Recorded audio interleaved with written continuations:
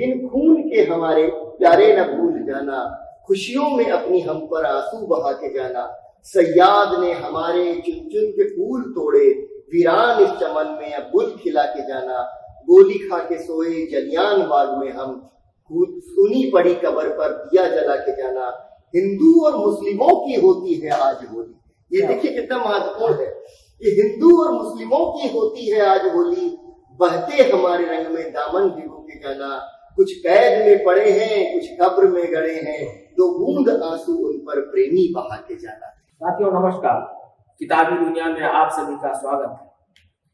साथियों 2022 आजादी का 75वां साल। 75 साल पहले हम आजाद हुए, लेकिन थोड़ा दुख के साथ ये कहना पड़ रहा है कि आज की जो पीढ़ी है वो आजादी के मायने भूलती जा रही है। उसे व्हाट्सएप यूनिवर्सिटी और फेसबुक या सोशल मीडिया के विभिन्न माध्यमों से दूसरे तरीके का ज्ञान बताया जा रहा है और आजादी के मायने बताया जा रहा है। आजादी के मायने सही अर्थों में लोगों के सामने पहुंचे, आज की पीढ़ी के सामने पहुंचे, इसी के मद्देनजर ये भारत गाथा आपके सामने है। इस भारत गाथा को राष्ट्रीय आंदोलन फ्रंट और राजीव गांधी फाउंडेशन ने तैयार किया है। इस भारत गाथा, जैसा मैंने आपको बताया कि 75 साल हो गए हैं, इसमें 75 पैनल देखने को आपको मिलेंगे। तो इस भारत गाथा से जुड़िए और इससे गुजरिए तो बहुत सारे जो विवाद हैं, जो बहुत दूसरे तरीके के मिथक गढ़े जा रहे हैं, उनके सारे जवाब इस भारत गाथा में आपको मिलेंगे। तो भारत गाथा को जो तैयार करने में अहम कड़ी जो निभाई है राष्ट्रीय आंदोलन फ्रंट के राष्ट्रीय संयोजक इतिहासकार सौरभ वाजपेयी, तो मैं सौरभ वाजपेयी से आग्रह करूंगा कि वो इन 75 पैनल से और 75 पैनल के जरिए भारत गाथा की यात्रा कराएं। तो हम चलते हैं भारत गाथा। जो 75 पैनल लगे हैं, तो हम सौरभ भाई से गुजारिश करेंगे कि वो 75 पैनल क्या हैं और उसमें पहला पैनल कौन सा है। तो पहले पैनल से इस यात्रा के बारे में बताएंगे तो वो बेहतर रहेगा। सौरभ जी, देखिए ये जो पहला पैनल है इस एग्जीबिशन का, उसका टाइटल है सोन चिड़ैया। सोन चिड़ैया यानी सोने की चिड़िया। सोने की चिड़िया, और ये कहानी जो है 1757 के पहले हमें शुरू करनी थी, क्योंकि कई लोग ये सवाल पूछते हैं कि आजादी की लड़ाई लड़ी क्यों हुई थी, इनसे अच्छे तो अंग्रेज थे, या गोरे अंग्रेज चले गए, काले अंग्रेज आ गए। उन्हें ये फर्क पता होना चाहिए कि आजादी की लड़ाई लड़ना जरूरी क्यों था। 1757 के पहले जो भारत है, दुनिया की कुल जीडीपी में उसका शेयर 23% के करीब है, और जब हम आजाद हुए तो ये 23% जो जीडीपी शेयर होता था वो 3% से भी नीचे आके गिर गया। इतना शोषण हुआ भारत का।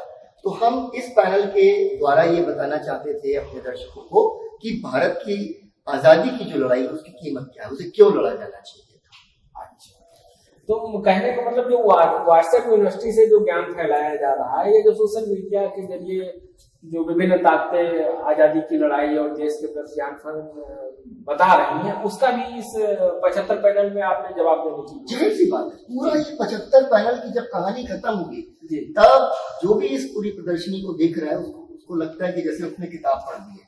और हमारे आज के समय के जितने सवाल हैं, उसके तमाम सारे जवाब और उसके क्लू उसको यहाँ पर मिल जाते हैं। और एक छोटी सी बात मैं जरूर आपको कहूंगा कि इंटरेस्टिंग है कि भारत लगभग पिछले 2000 साल से दुनिया की सबसे बड़ी अर्थव्यवस्था था, या सबसे बड़ी अर्थव्यवस्थाओं में एक था। और जो ये सोन चिड़ैया, ये पीरियड है जब दुनिया की कुल जीडीपी में 23% हिस्सा है, वो मुगलों का जो राज है वो है, जिसको माना जाता है, जिसको ये व्हाट्सएप यूनिवर्सिटी कहती है कि अंधकार है।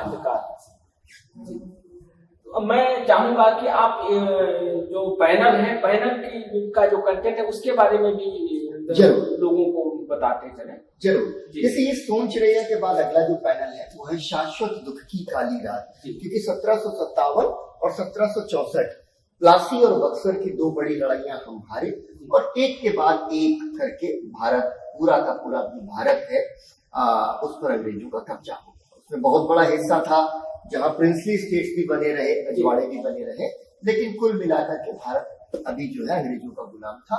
और एक बांग्ला कवि है नवीन चंद्र सेन जी, बड़ी खूबसूरत ढंग से लिखते हैं कि प्लासी के युद्ध के बाद भारत के लिए शाश्वत दुख की काली रात शुरू हो गई। इसलिए ये शाश्वत दुख की काली रात है। जी और जब शाश्वत दुख की काली रात शुरू हो चुकी है जी तो फिर भारत की दुर्दशा भी शुरू हो चुकी है। जी तो भारतेंदु हरिश्चंद्र, आप जानते हैं कैसे भारतेंदु हरिश्चंद्र ने बहुत इस पर लिखा है, और उनकी कविता की 2 पंक्तियां हैं कि रोबहु सब मिलके आवहु भारत भाई, हा हा भारत दुर्दशा न देखी जाए। ये ऐसा बुरा हाल हो गया है भारत का कि इसकी दुर्दशा अभी देखी नहीं जा रही है। और एक अंग्रेज ने खुद ये लिखा कि आधे किसानों को, आधी कृषि जनसंख्या यानी आधे किसानों को एक साल के अंत से दूसरे साल के अंत तक यह पता ही नहीं होता था कि भरपेट खाना क्या चीज होती है। तो ये पैनल था। अच्छा, तो अब वहां पिछले पैनल में हमने बात की थी कि कैसे भारत की दुर्दशा शुरू हो गई जी जी और कैसे जो है अंग्रेज पूरे भारत पर कब्जा करते चले गए। लेकिन पूरी आजादी की लड़ाई जो बहुत बाद में शुरू हुई सही अर्थों में, लेकिन 1757 के बाद भी अंग्रेज जहां जहां गए, स्थानीय जनता ने, नागरिकों ने, किसानों ने, सैनिकों ने, आदिवासियों ने उनके खिलाफ बगावत की। तो एक प्रतिरोध की परंपरा अंग्रेजी साम्राज्यवाद के खिलाफ बहुत शुरू के दिनों से रही, भले वो छुटपुट अलग अलग जगहों पर होते रहे, संगठित बहुत बार। जी जी जी। तो ये जो पहली क्रांति जो 1857 की कही जाती है, बिल्कुल ठीक, हालांकि उसको लेकर अलग अलग मत हैं बौद्धिक जमात में, लेकिन आपने इसको कैसे देखा है 1857 की महाक्रांति? ये दोनों पैनल आपस में जुड़ते हैं। मैंने कहा कि वो छोटे छोटे विद्रोह तमाम जगहों पर होते थे, स्थानीय चरित्र था उन विद्रोहों का, वो बहुत बड़े इलाके में फैलते नहीं थे। 1857 की जो महाक्रांति है वो पहली ऐसी महाक्रांति है जो कम से कम उत्तर और मध्य भारत के बड़े हिस्से को जिसने प्रभावित किया। और जो तत्कालीन गवर्नर जनरल था कैनिंग, उसने तो इंग्लैंड को जो है चिट्ठी भी लिख दी थी, तार भी भेज दिया था कि अगर सिंधिया भी इस लड़ाई में शामिल हो गए तो मैं अपना बैग पैक करना शुरू कर दूंगा, मैं अपना बोरिया बिस्तर बांधना शुरू कर दूंगा। तो इतना भयानक विद्रोह था। और इस विद्रोह की सबसे बड़ी खासियत ये थी कि इसमें रानी लक्ष्मीबाई हैं, तात्या टोपे हैं, जनरल बख्त खान मिलेंगे, मौलवी अहमदुल्ला मिलेंगे, बेगम हजरत महल मिलेंगी, बहादुर शाह जफर को उन्होंने अपना नेता चुना है, और हमारे जो है पेशवा हैं, नाना साहेब हैं, और बहुत सारे स्थानीय छोटे छोटे नेता हैं। हर जगह पूरे उत्तर और मध्य भारत में स्थानीय नेता उभर के आए, और लोगों को जैसे भी समझ में आया उन्होंने अंग्रेजी राज का विरोध किया। जो थाने मिले, पुलिस स्टेशन, कचहरी, बही खाते, जो कुछ था सब जला दिया। तो विद्रोह का ये बहुत बड़ा माइलस्टोन, मील का पत्थर है ये हमारा 1857 की महाक्रांति। मुझे लगता है कि जो ये इसी कड़ी का जो अगला पोस्टर है 1857 का, ये आज के संदर्भ से बहुत जुड़ता है। जिस तरीके के हालात मतलब विभिन्न धर्मों में क्लेश को लेकर और हिंसा को लेकर बना दिए गए, तो इसका जो आप शीर्षक आप लोगों ने लगाया है हिंदू मुस्लिम एकता की अद्भुत मिसाल, इसके बारे में बिल्कुल। देखिए, अब ये बात आपने बहुत ही मौजू कही। ये आज के जो सवाल है इस पूरी एग्जीबिशन के अंदर आपको गुथे हुए मिलेंगे, उनका जवाब भी मिलेगा। 1857 की क्रांति की सबसे बड़ी खासियत है कि हिंदू मुस्लिम एकता की आपको तमाम मिसालें मिलेंगी। मैं हमेशा कहता हूँ कि जो हमारे जो स्वाधीनता सेनानी कहना चाहिए उन्हें, जो सैनिक थे जिन्होंने अंग्रेजों के खिलाफ बगावत की, और बगावत करके वो सीधे चले आए तो दिल्ली की ओर आए, और दिल्ली में भी गए तो बादशाह बहादुर शाह जफर के लाल किले में रहते थे, वो रेजिडेंशियल फोर्ट था, उसके बाहर चले गए और कहा कि नारे लगाने लगे, खल्क खुदा का, मुल्क बादशाह का। तो ये सारे के सारे ब्राह्मण हैं, उच्च जातीय हैं और हिंदू हैं, इसके बावजूद मुगल बादशाह को अपना नेता माना। और दूसरे उधर कानपुर में, बिठूर में आप देखिए नाना साहब हैं, वो कहते हैं कि मैं मुगल बादशाह का पेशवा हूँ, और बहादुर शाह के जफर के प्रतीकात्मक नेतृत्व में ही सही ये लड़ाई लड़ी थी। लेकिन ये ऊपर की जो राजनीति है उसकी बात है। स्थानीय स्तर पर मैं एक छोटी सी मिसाल दूं, अयोध्या, हम सारे लोग अयोध्या के बारे में जानते हैं कि कैसे पिछले दिनों में अयोध्या लगातार चर्चा का विषय बना रहा है, और बहुत ज्यादा सांप्रदायिक विभाजन उसकी वजह से पैदा हुआ। और जो मंदिर परिसर है उसके पास में हनुमानगढ़ी का नाम सबने जरूर सुना होगा, और हनुमानगढ़ी के एक महंत हुआ करते थे, महंत रामचरण दास। उन्होंने 1857 में बगावत का बिगुल फूंक दिया, और पास में एक मस्जिद थी मौलाना अमीर अली, वो रामचरण दास के साथ शामिल हो गए। दोनों एक साथ लड़े एक साथ पकड़े गए और एक साथ फांसी पर लटका दिए गए। तो यानी 1857 तक हिंदू मुस्लिम सांप्रदायिकता कहीं दूर दूर तक हमें दिखाई नहीं देती। तो भाई जो शहीद हमारे आंदोलन के हैं उनके बारे में जैसे मुझे लगता है कि ये वाला ये पैनल है, उसके बारे में बताइए कि शहीदों के नाम। देखिए 1857 के बाद हमने असंख्य नाम शहीदों के नाम, इस पैनल का टाइटल यही रखा, क्योंकि जब हम बात कर रहे होते हैं आपने देखा कि हमने कैसे लगभग 100 साल की जो कहानी थी 6 पैनल्स में खत्म की, क्योंकि हम एक बैकग्राउंडर देना चाहते थे, पृष्ठभूमि समझाना चाहते थे।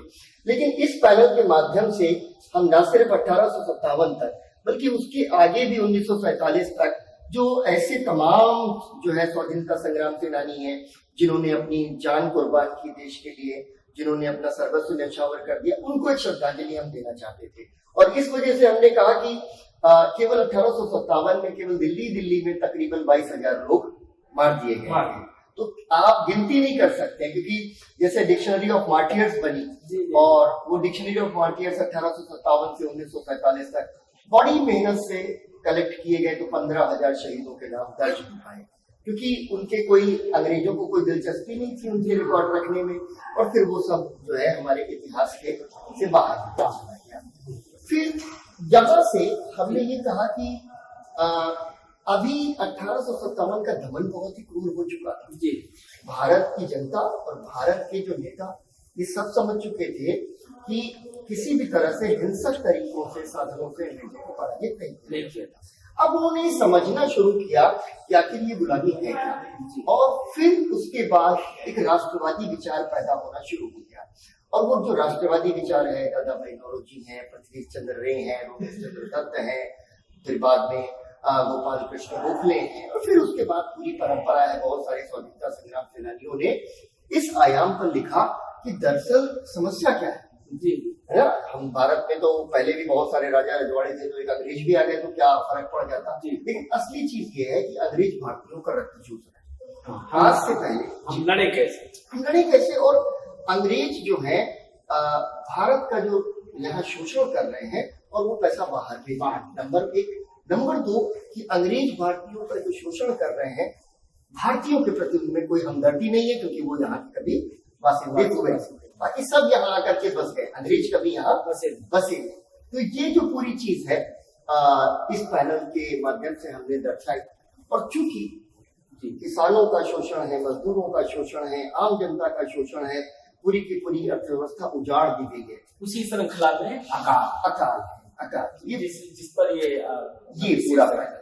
और अगर हम अकालों की कहानी नहीं सुनते हैं जी, तो हमें पता ही नहीं चलेगा। मतलब मैं कभी ऐसे समझाता हूँ कि इस देश में अगर भूख से एक मौत हो जाए तो वो नेशनल न्यूज होगी और पूरा का पूरा महकमा हिल जाता है, जिला प्रशासन से लेकर राष्ट्र की सरकार तक हिल जाती है। लेकिन मैं आपको बताऊं कि एक अमेरिकन हिस्टोरियन है मैथ्यू वाइट, उन्होंने किताब लिखी the great book of horrible things, और उसमें उन्होंने दुनिया के 100 भयावह रक्तपात बताए हैं, और उनके मुताबिक दुनिया का चौथा सबसे भयावह रक्तपात भारत में पड़ने वाले अकाल।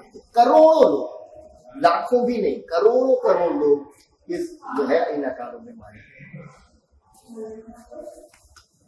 तो भाई जिस राष्ट्रवादी विचार की आपने उस पैनल में जिक्र किया, मुझे लगता है कि उसी राष्ट्रवादी विचार ने 1885 में इसकी स्थापना, इसके बारे में बिल्कुल। मतलब सबसे पहले तो एक समझ बनी जी कि आखिर हम अंग्रेज हैं, उपनिवेशवाद होता क्या है, साम्राज्यवाद होता क्या है, गुलामी है क्या, और उसके बाद ये हुआ कि अब हम लड़े कैसे। तो लड़ने की जो सबसे पहली जो जरूरत थी, संगठित होना। तो इसलिए 1885 में जब भारतीय राष्ट्रीय कांग्रेस की स्थापना हुई मुंबई के भीतर, तो वो एक युगांतरकारी घटना है। मतलब इस घटना ने जैसे पूरा का पूरा युग बदल दिया, और बाद के समय में भारतीय राष्ट्रवाद और भारतीय राष्ट्रीय कांग्रेस एक दूसरे के पर्याय बनते चले गए, और आजादी की लड़ाई की तमाम धाराओं को कहीं ना कहीं समेट के भारतीय राष्ट्रीय कांग्रेस आगे बढ़ती है। एक छाते के नीचे जो है, एक छाते के नीचे।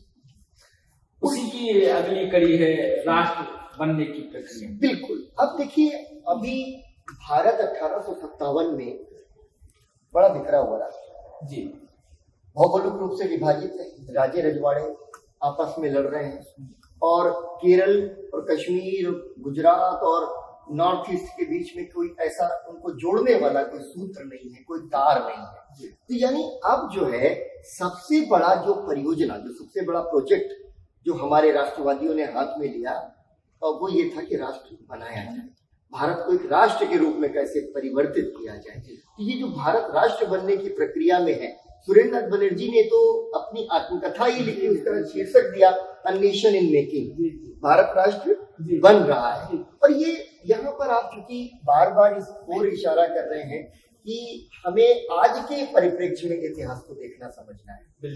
तो कई लोग ये मानते हैं कि अच्छा भारत तो हमेशा से राष्ट्र था, हाँ अब हमेशा से है तो हमेशा रहेगा, लेकिन हमने देखा है कि 1947 में भारत टूट गया और उसके बाद उसके 30 साल के बाद वो पाकिस्तान भी टूट गया।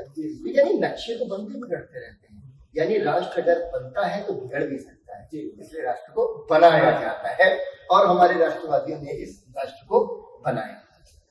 ये क्योंकि बहुत चर्चित नारा है और मतलब मुझे लगता है युवाओं के लिए आज भी ये बड़ा चर्चित है, इसके बारे में स्वराज हमारा जन्मसिद्ध अधिकार है। फिर एक तरह से कहें कि संगठित जो राष्ट्रवादी आंदोलन है उसका ये दूसरा चरण है। जब लाल बाल पाल लाला लाजपत राय है पंजाब में, बाल गंगाधर तिलक है महाराष्ट्र में और विपिन चंद्र पाल है बंगाल में, और ये तीन अलग अलग प्रांत हैं और इन तीन अलग अलग प्रांतों के जो नेता उभरते हैं वो समेकित रूप से भारतीय राष्ट्रीय कांग्रेस और भारतीय स्वतंत्रता संग्राम के नेता है।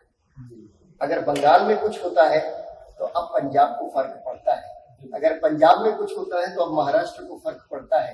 यानी राष्ट्र बनने की जो प्रक्रिया है ना, लोगों के हितों को आपस में गूंथ देना, एक साथ साझा संघर्ष करने का जज्बा पैदा करना, और यहाँ पर ये जो नारा है स्वराज्य, हमारा राज्य, हमें विदेशी नहीं चाहिए, तो ये एक तरह से आजादी की लड़ाई का एक बड़ा पड़ाव और बनता है लाल बाल पाल की तिकड़ी, और जिसे कई बार हम लोग गर्मपंथी धारा कहते हैं।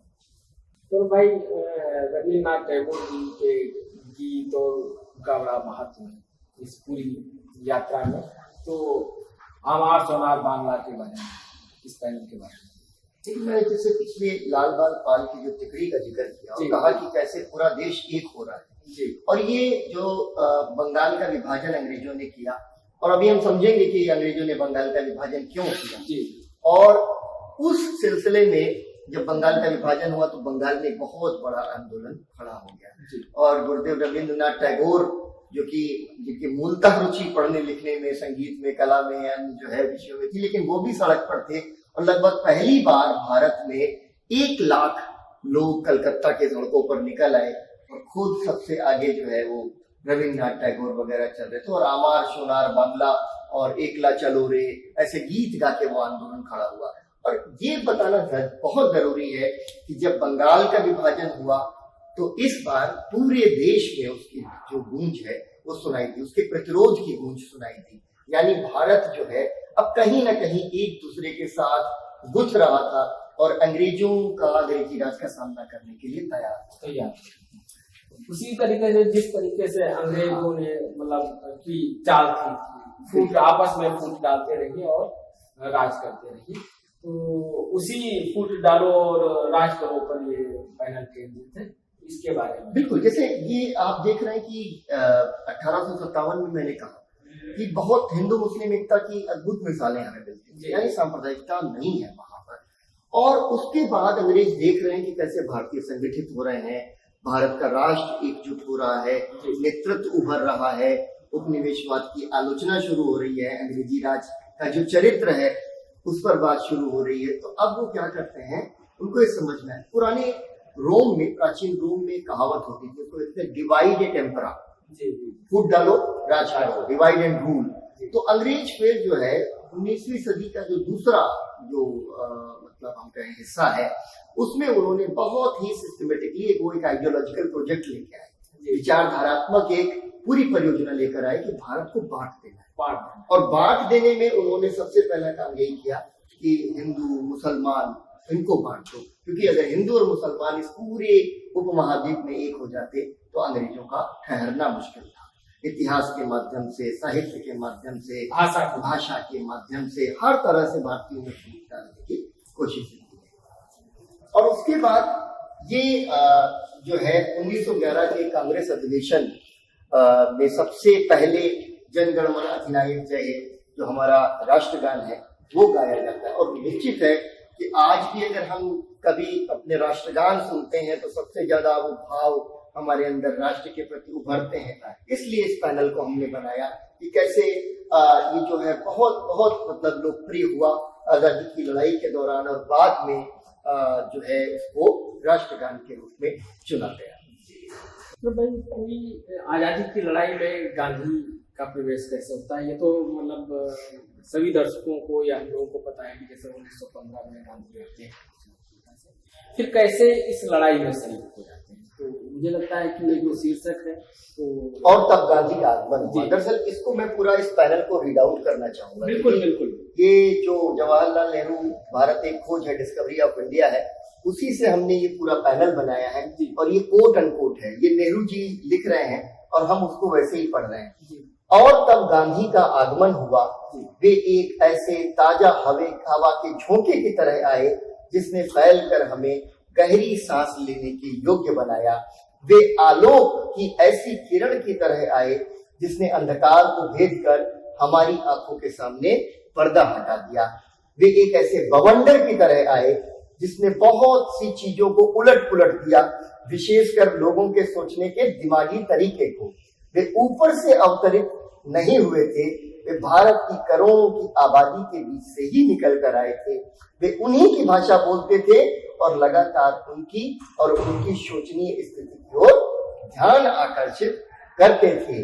उन्होंने हमसे कहा कि इन मजदूरों और किसानों की पीठ से उतर जाओ, तुम सब जो उनके शोषण के सहारे जिंदा हो, उस व्यवस्था को समाप्त कर दो जो इस गरीबी और दुर्गति की जड़ है।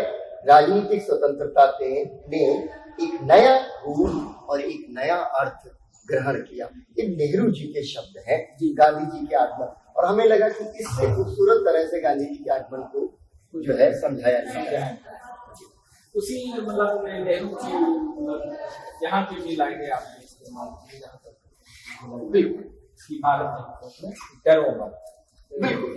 और यहाँ पर भी मैं नेहरू जी से ये शब्द उधार लेना हमने बेहतर समझा, क्योंकि बड़ी कोशिश के बावजूद इससे बेहतर ढंग से डरो मत की व्याख्या कोई नहीं कर सकता था। और नेहरू जी ने जिस तरह से डिस्कवरी ऑफ इंडिया में किया है, उनकी शिक्षा का सार था निर्भयता और सत्य और इनसे जुड़ा हुआ कर्म।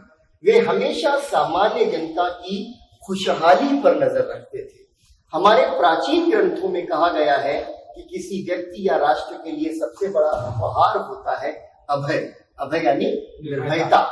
केवल शारीरिक साहस ही नहीं बल्कि मन में भय का अभाव। हमारे इतिहास के प्रभात में ही जनक और याज्ञवल्क्य ने, अब यहाँ पर देखिए आप, नेहरू जी को कह देंगे कि ये तो पाश्चात्य शिक्षा प्राप्त था, ये तो इसने भारत का पाश्चात्यीकरण कर दिया, इनका देश से लेना देना नहीं था। नेहरू कितना भारतीय परंपरा और संस्कृति के अंदर जो है जनक का नाम लेते हैं। यहाँ पर ये डरो मत को समझाते हुए कह रहे हैं कि हमारे इतिहास के प्रभात में ही जनक और याज्ञवल्क्य ने कहा था कि जनता के नेताओं का काम उसे यानी जनता को निर्भय बनाना है।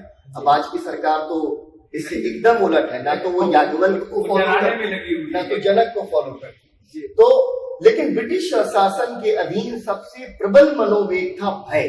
अब यहाँ पर आप देखिए जिस तरह से भय को नेहरू जी व्याख्यायित करते हैं, अद्भुत है।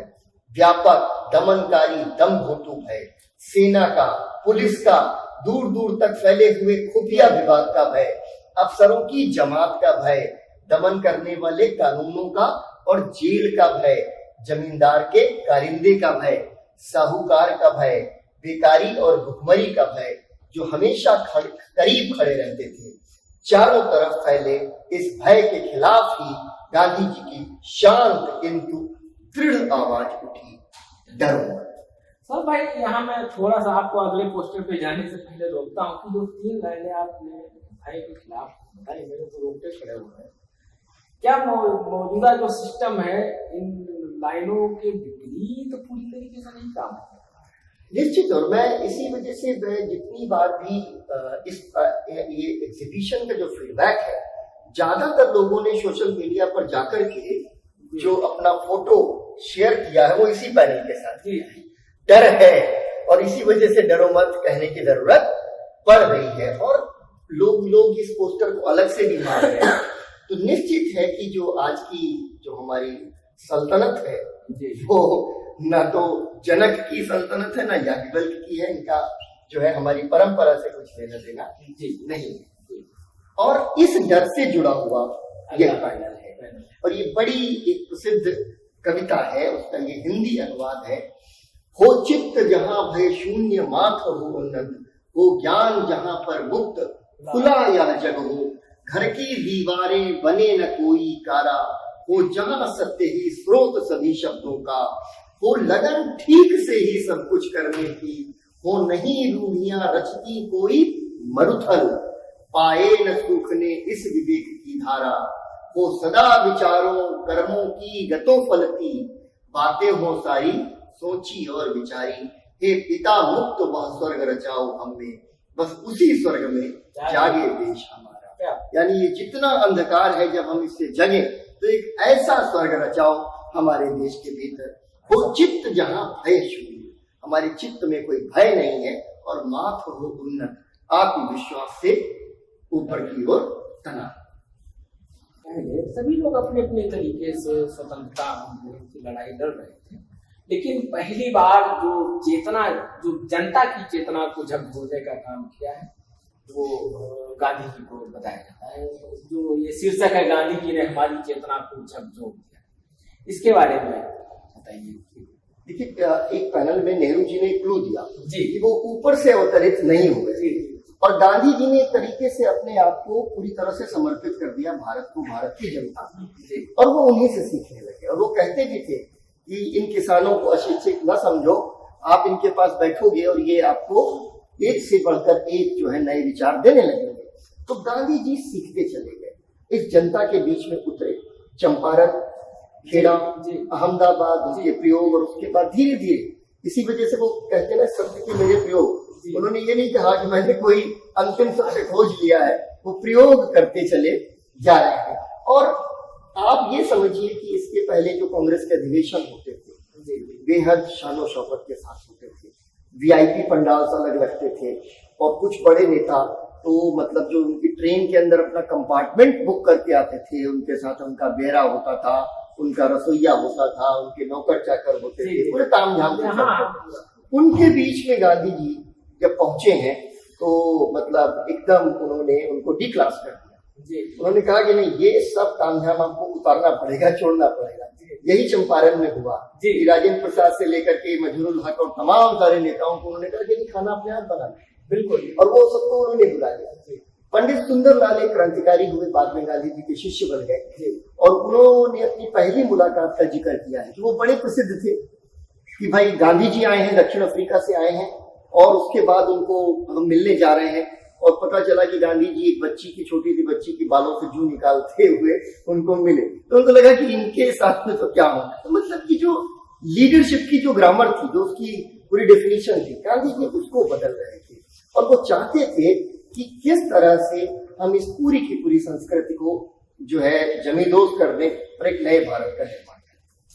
जी, अगला पोस्टर चूंकि बहुत खास है, हम सभी का, आपके लिए बहुत खास है, आपके लिए भी, क्योंकि हम दोनों लोग लखीमपुर खीरी से आते हैं और बंशीधर शुक्ल जी, बहुत कम लोगों को, हालांकि जो आजादी का आंदोलन की पूरी लड़ाई है उसमें उस तरीके से बंशीधर शुक्ल जी का नाम नहीं आया है। तो बंशीधर शुक्ल जी के बारे में जो ये क्या गीत है प्रभात फेरियों में गाया जाता था, इसके बारे में देखिए, बाकी तो आप ये जानते हैं कि ये जो गीत है इतना लोकप्रिय हो गया कि प्रभात फेरियों में तो ये बहुत ही ज्यादा ये एक पॉपुलर सॉन्ग था, गाया नहीं जाता था।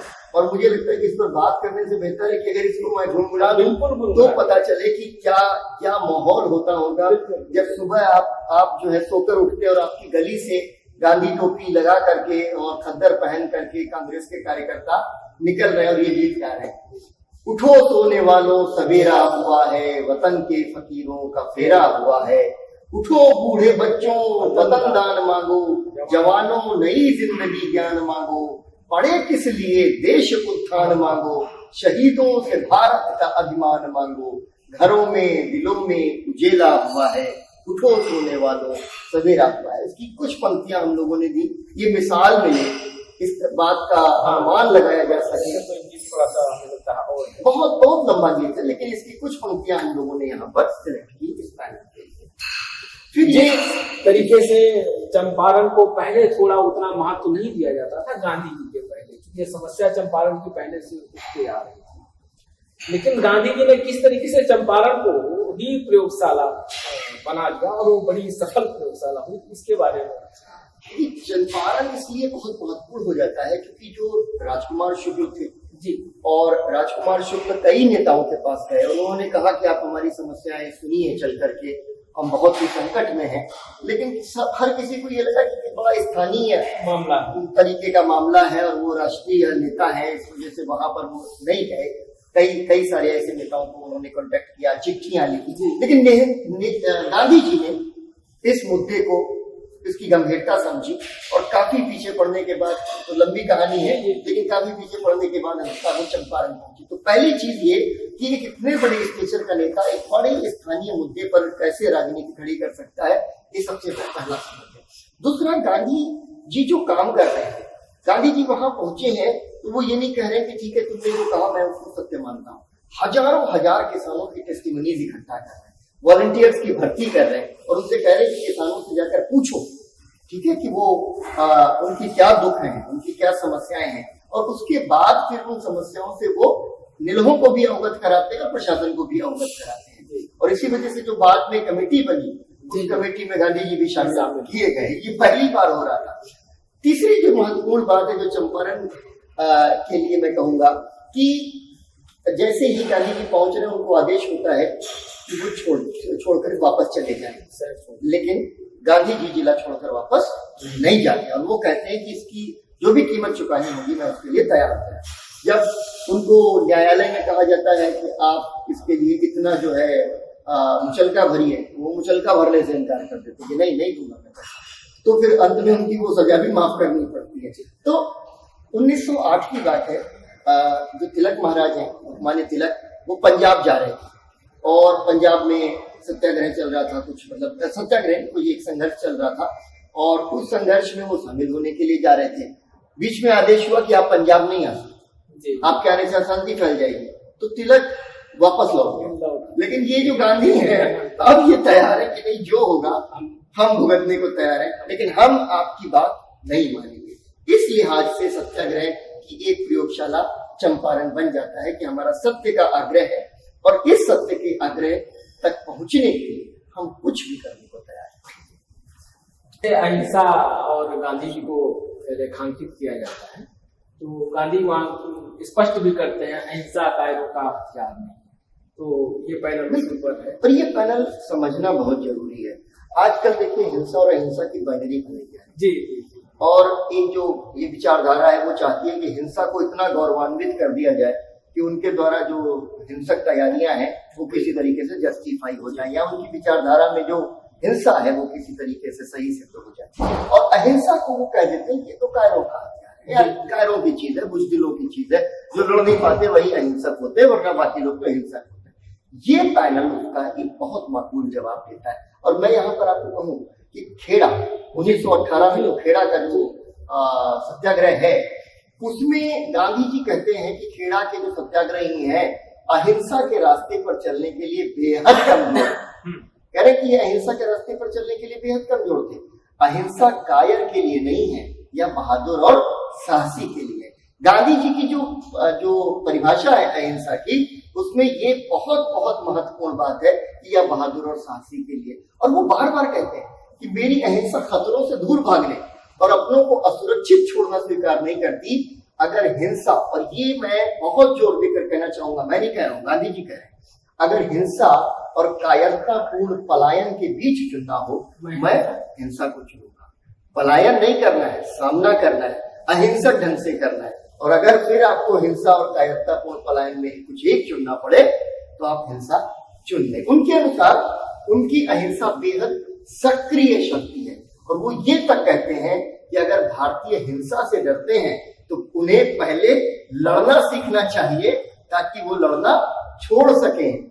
फिर वो कहते हैं कि मेरे कहने का यह आशय नहीं है कि भारत को लड़ना चाहिए, बल्कि यह है कि भारत को पता होना चाहिए कि लड़ा कैसे जाता है। जी, आदिवासी समाज को लेकर जिस तरीके की मौजूदा समय में राजनीति की जा रही है और जिस तरीके से उनको काटा गया है, मुझे लगता है उसका जवाब ये पंक्तियां कि किस तरीके से इस देश को बनाने में आदिवासियों की भी अपनी बड़ी भूमिका। बिल्कुल, आमतौर पर जो आदिवासी जो विद्रोह हुए, पूरे देश में आदिवासियों के विद्रोह हुए, क्योंकि नए जंगल कानून लाए गए, अंग्रेजों ने जाकर के उनके इलाकों में दखल दिया, जिसको आदिवासियों ने सामान्य तौर पर बहुत नापसंद किया।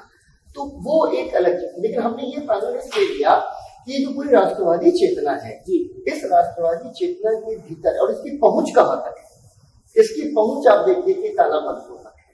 झारखंड के अंदर किस तरीके से ये जो उरांव है उस जनजाति के लोग हैं और जो आज तिरंगे को पूछते हैं, गांधी जी को अपना आराध्य मानते हैं, तो ये पैनल मूल रूप से स्वाधीनता संग्राम की गहराई को दिखाने के लिए हमने चुना था। फिर उसके बाद में जलियांवाला बाग जो क्रूर नरसंहार है, और हम सब लोग जानते हैं जलियांवाला बाग के बारे में, इसलिए मैं इसको बहुत विस्तार नहीं दूंगा। 379 लोग सरकारी रिपोर्ट के अनुसार मारे गए, लेकिन कांग्रेस की जो इंक्वायरी कमेटी थी उसने कहा कि नहीं, 300 के करीब नहीं, तकरीबन 1000 लोग इस हत्याकांड में मारे गए। और आपको ध्यान मैं दिलाऊं कि अभी इस प्रेजेंट रिजीम ने जो वहां पर जो गोलियों वगैरह के जो बहुत सारे निशान थे वो रेनोवेशन के नाम पर मिटा दिए। अगर हमारी पीढ़ी या हमसे बाद में आने वाली पीढ़ी ये जान नहीं पाएगी कि हमने कितनी शहादत दी है, कितना बलिदान किया है देश के लिए, तो उसकी कीमत कैसे समझेंगे। और ये जलियांवाला बाग से ये जुड़ी हुई कविता है, कैसे जलियांवाला बाग जो है एक हमारे मनोमस्तिष्क के ऊपर एक ऐसी छाप छोड़ी उसने। 1930 की एक ये कविता है, क्रांतिवीर प्रेमी। लोग अपने छद्म नामों से कविताएं लिखते थे, लेख लिखते थे, और क्योंकि बहुत सारी जो है प्रेस के ऊपर बहुत प्रतिबंध थे, लेकिन इस तरीके की कविताएं वगैरह खूब छपती थी। तो एक ये कविता है, दिन खून के हमारे प्यारे न भूल जाना, ऐसा ना हो कि तुम आने वाली जो पीढ़ियां हैं इस शहादत को भूल जाए, जिसके बारे में हमने अभी बात की। तो मैं इसको पढ़ूंगा, बहुत ही रोचक कविता है कि दिन खून के हमारे प्यारे न भूल जाना, खुशियों में अपनी हम पर आंसू बहा के जाना, सयाद ने हमारे चुन चुन के फूल तोड़े, वीरान इस चमन में अब गुल खिला के जाना, गोली खा के सोए जलियान बाग में हम, सुनी पड़ी कब्र पर दिया जला के जाना, हिंदू और मुस्लिमों की होती है आज होली। ये देखिए कितना महत्वपूर्ण है, ये हिंदू और मुस्लिमों की होती है आज होली, बहते हमारे रंग में दामन भिगो के जाना, कुछ कैद में पड़े हैं कुछ कब्र में गड़े हैं, दो बूंद आंसू उन पर प्रेमी बहा के जाना। ये एक तरह से याद दिलाने की बात है, और मुझे लगता है कि आज ये काम करने की बेहद जरूरत है जब आजादी की लड़ाई पर इतना बड़ा हमला है। मुझे लगता है कि ये पैनल एक दूसरे से जुड़े हुए हैं। मुझे लगता है ये भी पंजाब में मार्शल लॉ है। जलियांवाला बाग के बारे में बहुत से लोग जानते हैं, लेकिन उसके बाद जब पंजाब में मार्शल लॉ लगाया गया उसके बारे में बहुत कम लोग जानते हैं, इसलिए ये पैनल हमने बनाया। और ये जो पैनल है ये आपको बताता है कि दमन कैसे होता था। लोगों को सड़कों पर रेंगने के लिए मजबूर किया गया, लोग रेंग करके चलते थे, हिंदू मुसलमानों को एक रस्सी से बांधा गया, एक दूसरे का झूठा पानी पिलाने के लिए बाध्य किया गया। मतलब आप सोच सकते हैं कि आज भी इतनी छुआछूत है, इतना सारा जो है भेदभाव होता है खान पान तमाम सारी चीजों में भी, लेकिन लोग आमतौर पर एक दूसरे का झूठा नहीं खाते थे उस जमाने में, हिंदुओं को मुसलमानों का और मुसलमानों को हिंदुओं का। मुझे लगता है कि वो एक दूसरे के प्रति नफरत वाला मसला जाता, नफरत या उनको ज्यादा कष्ट पहुंचाना, उनकी धार्मिक आस्थाएं हैं, उन धार्मिक आस्थाओं को इतना आहत कर दो कि ये टूट जाए। तो जो पंजाब में मार्शल लॉ है वो उसने बहुत क्रूर ढंग से दमन किया, और लगातार ये जो है दमन चलता रहा पंजाब में। केवल जलियांवाला बाग नहीं, मार्शल लॉ के साथ पूरी कहानी पढ़नी पड़ेगी। ये अन्याय से असहयोग, ये इसके बारे में बहुत सारे लोग जानते हैं, असहयोग आंदोलन के बारे में जानते हैं। और गांधी जी पहली बार एक अखिल भारतीय जो आंदोलन है वो गांधी जी का असहयोग आंदोलन माना जाता है। और निश्चित रूप से असहयोग यानी अब हम इस आतताई सत्ता से, इस दमनकारी सत्ता से सहयोग नहीं करेंगे, नॉन कॉपरेशन। अब हम कॉपरेट ही नहीं करेंगे। और गांधी जी का दरअसल ये मानना था कि कितनी भी क्रूर सत्ता क्यों ना हो, वो जनता की सहमति पर टिकी होती है, और अगर हम अपनी सहमति हटा लेंगे तो सत्ता भरभरा कर नीचे गिर जाएगी। तो ये असहयोग आंदोलन पर एक पैनल। आंदोलन में सिंबल्स का कितना महत्व है? मुझे लगता है कि चरखा उससे बेहतर उदाहरण कोई नहीं हो सकता है। इसके बारे में ये पैनल कहता है, इसके बारे में। बिल्कुल, हर आंदोलन के कुछ प्रतीक होते हैं जी, और गांधी जी ने एक ऐसा प्रतीक चुना जो भारतीय जनता के का जो दारुण यथार्थ है उसका सबसे जो है प्रबल प्रतीक था।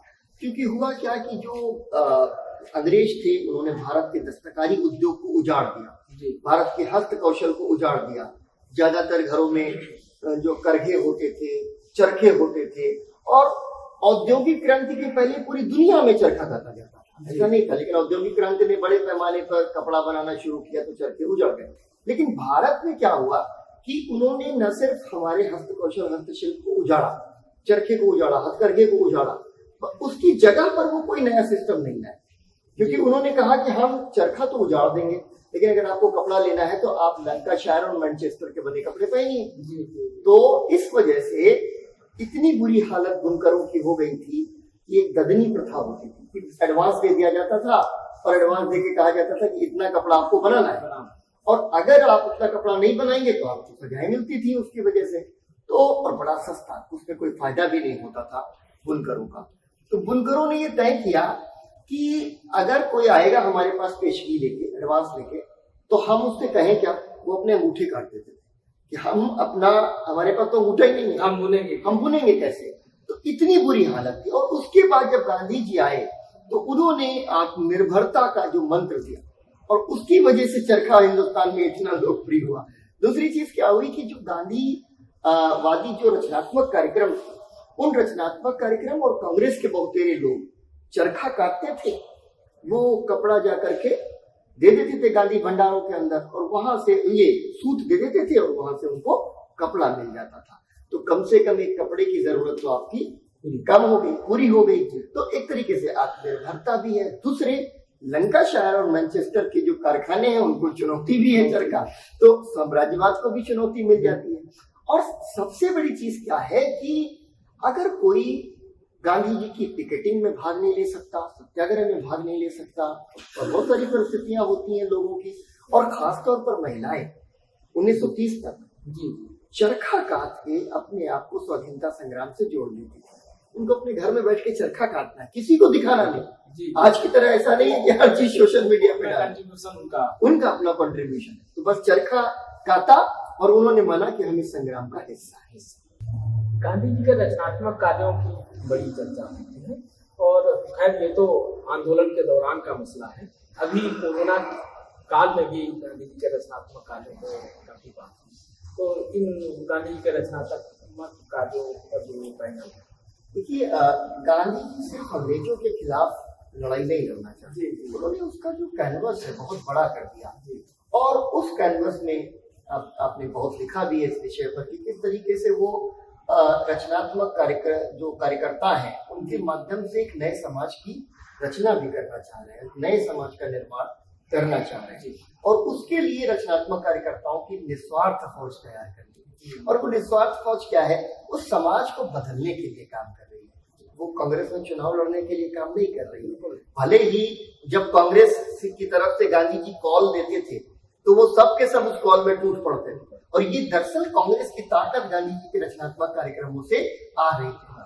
और गांधी जी मानते थे कि अंग्रेजों से लड़ने के लिए एक आंतरिक शक्ति की जरूरत है, एक आत्मबल की जरूरत है। और एक समाज के भीतर आत्मबल कहाँ से आता है? अगर उसके अंदर रिफॉर्म की, अगर उसके अंदर नई रचना की, अगर उसके अंदर क्रिएशन की ताकत है। तो ये दरअसल गांधी जी एक समानांतर एक रचनात्मक कार्यक्रमों का एक ताना बाना बुन रहे थे। और इसके जो मुद्दे हैं वो देखिए किन किन आयामों पर काम कर रहे हैं। सांप्रदायिक एकता, अस्पृश्यता का उन्मूलन, नशे से मुक्ति, ग्रामोद्योग, खादी का प्रचार प्रसार, ग्राम स्वच्छता, बुनियादी शिक्षा, प्रौढ़ शिक्षा, महिलाएं, स्वास्थ्य शिक्षा, प्रांतीय भाषाएं, राष्ट्रभाषा, आर्थिक समानता, किसान, मजदूर, आदिवासी, कुष्ठ रोगियों की सेवा और विद्यार्थी, इसमें कुछ छूट गया हो तो मुझे नहीं लगता कि जो है और उस समय से लेकर और आज तक कुछ नहीं छूटा है इसके। सौरभ भाई, किसान जो है बीते 1-2 साल में बड़ा चर्चा में, तो उस समय भी किसान चर्चा में रहे थे। किसानों ने किस तरीके से पूरी लड़ाई में साथ दिया, तो कहा जाता है ना कि आंदोलन शहरी लोगों का था या गांव में उस तरीके से व्याप्त नहीं था। तो मुझे लगता है उन बातों को ये पोस्टर्स फैलाता है। तो किसान और नेहरू के बीच का जो रिश्ता है, जिस तरीके से नेहरू को पूरा एलीट और मतलब पाश्चात्य बताया जाता है, मुझे लगता है उसका जवाब है। तो इस पोस्टर के बारे में जरा। और नेहरू बहुत अभिजात थे, उनके कपड़े पेरिस से धुल के आते थे। कुत्ते पे इतना पैसा खर्च होता था रोज, कितना होता था। और अभी जो है कुछ साथी हैं जो नेहरू जी को जिन लोगों ने देखा था या जो उनसे मिले थे, उनके वो इंटरव्यूज कंडक्ट करा रहे हैं। तो इलाहाबाद में नेहरू जी का कोई धोबी मिल गया जो उनके कपड़े धुला करता था, तो हमने कही तो पेरिस में था, इलाहाबाद। खैर, ये जो मूल रूप से तो वो किसान जो पूरा गांधीवादी जो दौर है, उसके बाद जो मास पार्टिसिपेशन है उसमें किसान सबसे बड़ी तादाद में आजादी की लड़ाई का हिस्सा है। और खास तौर पर किसानों के बीच नेहरू बताने के पीछे यही मकसद था कि आप ये सारे व्हाट्सएप यूनिवर्सिटी के ज्ञान से बाहर निकलिए। ये वो नेहरू हैं जब राजनीति में सक्रिय होने चलते हैं तो बाबा रामचंद्र और बाकी सब लोग जो है प्रतापगढ़ और ये इलाहाबाद तक जो है घूम घूम करके आ रहे हैं, और उनसे मिले और फिर कैसे नेहरू जी किसान आंदोलन में शामिल होते हैं, और कैसे वो खुद उनके बारे में कहा जाता है कि उनकी चमड़ी का रंग काला हो गया जब किसानों के बीच से वापस आनंद भवन लौटे। ये वो नेहरू हैं जो जमीन पर सोने लगे, चटाई बिछा के सोने लगे। तो कहा गया कि चटाई बिछा कर क्यों सोने लगे हो, तो बोले कि जेल जाना पड़ेगा तो चटाई पे सोना पड़ेगा। तो इस वजह से इस पैनल को हमने यहाँ पर रखा। और ये क्रांतिकारियों का बलिदान, हाँ, जब से हम थोड़ा सा हमने कांग्रेस के आंदोलन के साथ साथ अब हम क्रांतिकारियों पर आए हैं। ये दोनों आंदोलन एक दूसरे से अलग नहीं है, बिल्कुल एक हिस्सा है, और इस वजह से ये कहानी पूरी समग्रता से सुनाई जानी जरूरी है। क्रांतिकारियों का बलिदान वो ये है कि कांग्रेस अलग तरीकों से एक लड़ाई लड़ रही है और क्रांतिकारी अधिकतर युवा हैं, नौजवान हैं, गर्म खून वाले हैं, वो अलग तरीके से लड़ाई लड़ रहे हैं। लेकिन उनकी जो सबसे बड़ी चीज है, और हमारे जो गुरु हैं प्रोफेसर बिपिन चंद्रा, वो बड़ी अच्छी लाइन लिखते हैं, क्रांतिकारियों ने हमें अपनी मनुष्यता पर गर्व करना सिखाया कि हमारे को सिद्धांत है, हमारा उसूल है, हमारी मातृभूमि है, आप इसको गुलाम बना के नहीं रख सकते। आप रखेंगे तो भले ही हम अपने प्राणों का उनको न्यौछावर कर दें, लेकिन हम इससे बर्दाश्त नहीं करेंगे। तो एक तरीके से क्रांतिकारियों को समर्पित यह पैनल है, ये उनके बलिदान को नमन है जिन्होंने अपने प्राण न्यौछावर किए। और कड़ी का हिस्सा राम प्रसाद बिल्कुल। और ये तो इतनी खूबसूरत एक जो है गजल है राम प्रसाद बिस्मिल की, दूर तक यादें वतन आई थी समझाने की।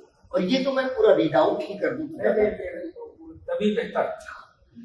हम भी आराम उठा सकते थे घर पर रहकर, हमको भी पाला था माँ बाप ने दुख सह सहकर। वक्त रुखसत उन्हें इतना भी आए न आए कहकर, रुखसत जब जाने का समय हुआ, वक्त रुखसत उन्हें इतना भी न आए कहकर, गोद में आंसू कभी टपके जो रुख से बहकर। तिफ्ल कहते हैं बच्चे को, बालक, तिफ्ल उनको ही समझ लेना जी बहलाने, आंसुओं को ही अपना बच्चा समझ लेना। अपनी किस्मत में अजल से ही सितम रखा था, अजल यानी सृष्टि के आरंभ से, जब हम पैदा हुए थे तब से ये सितम हमारी किस्मत में था। रंज रखा था, मेहन रखा था, गम रखा था। रंज का मतलब कष्ट है ना, विपत्ति, पीड़ा, शोक। मेहन का मतलब मुसीबतें। रंज रखा था, मेहन रखा था, गम रखा था, किसको परवाह था और किस में ये दम रखा था। हमने जब वादी ये गुर्बत में कदम रखा था, वादी ये गुर्बत मतलब प्रदेश की जो वादियां हैं, दूर तक यादें वतन आई थी समझाने। ये क्रांतिकारियों का जो पूरा एक मतलब उनका जो समर्पण है वो यहाँ पर दिखाई देता है, उनकी हिम्मत उनका जो है दिखाई देता है। ये उनका नमक सत्याग्रह पर जो पैनल है, और इसके लिए कृपलानी जी बहुत अच्छी तरह से कहते थे कि दांडी के तट पर गांधी जी ने नमक नहीं बनाया था, उन्होंने रेवोल्यूशन को मैन्युफैक्चर किया था। तो नमक सत्याग्रह का एक लंबा इतिहास है, ज्यादातर लोग उससे वाकिफ भी हैं। दांडी यात्रा, कैसे मुट्ठी भर नमक से पूरी सल्तनत हिल गई, और क्यों गांधी जी ने नमक को चुना, ये भी एक बड़ा सवाल, बहुत महत्वपूर्ण सवाल है। क्योंकि नमक एक ऐसी चीज थी जो हर किसी को चाहिए दुनिया में। मतलब जब मानव का उद्भव हुआ है, समाज का विकास हुआ है, तो जो सबसे शुरुआती चीजें हैं उसमें नमक है, जिसकी तिजारत, जिसका व्यापार होना शुरू हुआ, तो सबको जरूरत थी, यानी हर कोई नमक से टैक्स देता था, और अंग्रेज उस पर एक दुवन्नी भी छोड़ने को तैयार है। और इस वजह से गांधी जी कहते हैं कि नमक हम अपने आप बनाएंगे, और उससे पूरी की पूरी अंग्रेजी सरकार हिल गई। और यहाँ पर एक बार फिर से रेवोल्यूशनरी, मतलब हम इसमें इंटरमिक्सिंग कर रहे हैं, और जगदम्बा प्रसाद मिश्र हितैषी का ये पैनल है। उरूजे कामयाबी पर कभी हिंदुस्तान होगा, कभी उरूज पर, कभी बिल्कुल शीर्ष पर। उरूजे कामयाबी पर कभी हिंदुस्तान होगा, रिहा सयाद के हाथों से अपना आशियां होगा, और शहीदों की चिताओं पर लगेंगे हर बरस मेले, वतन पे मरने वालों का यही बाकी निशान होगा। जी, ये भगत सिंह से जुड़ा पैनल, बिल्कुल। बम और पिस्तौल जो है बड़ी चर्चा होती है, तो ये मैं चाहूंगा कि मतलब ये एक तरीके की इमेज बना दी गई है कि रेवोल्यूशनरीज का मतलब है कि बम और पिस्तौल, बिल्कुल हमेशा वो बस हिंसक है और मुझे को ताव दे रहे हैं और जान लेने पर आमादा घूम रहे, ऐसा नहीं है। ये भगत सिंह और बटुकेश्वर दत्त ने 1929 में पंजाब छात्र संघ का जो अधिवेशन था उसके लिए जेल से ये भेजा कि इसको पढ़ा जाए, और इस अधिवेशन की जो अध्यक्षता कर रहे हैं वो सुभाष चंद्र बोस है, ठीक है ना। और वो कह क्या रहे हैं, और ये इसको ऐसे ही सुनना जरूरी है। इस समय हम नौजवानों से यह नहीं कह सकते कि वे बम और पिस्तौल उठाएं, आज विद्यार्थियों के सामने इससे भी महत्वपूर्ण काम है, और इस काम पर ध्यान दीजिएगा। आने वाले लाहौर अधिवेशन में कांग्रेस देश की आजादी की लड़ाई के लिए जबरदस्त लड़ाई की घोषणा करने वाली है। राष्ट्रीय इतिहास के इन कठिन क्षणों में नौजवानों के कंधों पर बहुत बड़ी जिम्मेदारी आ पड़ेगी। यह सच है कि स्वतंत्रता के इस युद्ध में अग्रिम मोर्चों पर विद्यार्थियों ने मौत से टक्कर ली है। क्या परीक्षा की इस घड़ी में वे उसी प्रकार की दृढ़ता और आत्मविश्वास का परिचय देने से हिचकिचाएंगे? भगत सिंह 1929 में कह रहे हैं कि कांग्रेस के आंदोलन में शामिल। ये तो देखिए पुष्प की अभिलाषा बहुत ही प्रसिद्ध कविता है, इसके बारे में मैं इसको नहीं पढ़ूंगा अभी, क्योंकि बहुत प्रसिद्ध है और बहुत ही लोकप्रिय है। जी, चिलचिलाती धूप और लोहे के मूठ वाली लाठी, किस तरीके से लड़ाई का लोग सामना करते थे, और मतलब ये तय होता था कि मतलब हमें हिंसा, मुझे लगता है उसी पर ये पूरा। अब हमें अभी पिछला पैनल देखा कि अहिंसा कायरों का हथियार नहीं है, तब हमने बताया कि गांधी जी क्या कहते, उससे एकदम ये उलट जुड़ा हुआ है, नहीं उससे जुड़ा हुआ, हाँ उससे जुड़ा है, मतलब कहाँ पे किस चीज की जरूरत है। हाँ। तो ये जो है गुजरात के वलसाड़ में एक धरासना नाम का एक कस्बा है, और वहां पर एक सॉल्ट फैक्ट्री होती थी, उसकी पिकेटिंग हो रही है, और उस पिकेटिंग पे धीरे धीरे सत्याग्रही हाथ में हाथ डाल के बढ़ते हैं। पुलिस लोहे की मूठ लगी लाठियों से उनको पीटती है, एम्बुलेंस दस्ता जाता है, उनको वापस लेकर स्टेशन पर आता है, और नया जत्था उनका सामना करने चला जाता है। अब बस इसमें एक बड़ी अच्छी चीज है, एक अमेरिकी पत्रकार है वेब मिलर, जिन्होंने इसका आंखों देखा हाल लिखा, और उन्होंने जो लिखा है वो बस सुन लीजिए तो आपके रोंगटे खड़े हो जाएंगे। क्या मजाल की मार्च करने वालों में किसी ने भी वार को रोकने के लिए हाथ उठाया हो। वे 10 पिन, एक प्रकार का खेल होता था जिसमें पुतले गिर जाते हैं, वे 10 पिन की तरह नीचे लुढ़क जाते। मैं जहां खड़ा था वहां से मैंने असुरक्षित खोपड़ियों पर कुत्सित प्रहार की आवाजें सुनी।